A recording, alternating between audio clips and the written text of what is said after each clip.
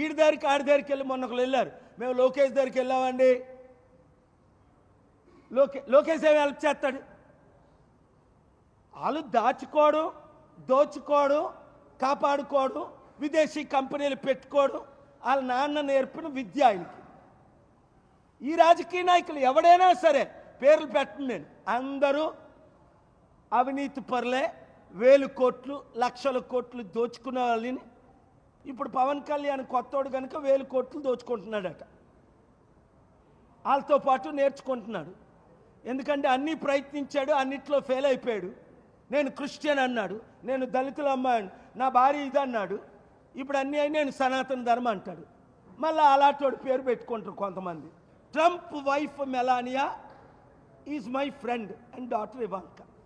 Melania came from Eastern Europe, no need to say the country's name, as a visitor. But how she became immigrant, how she became green card resident, how she became citizen, how her son, Trump's son Barron was born. Are you going to deport them?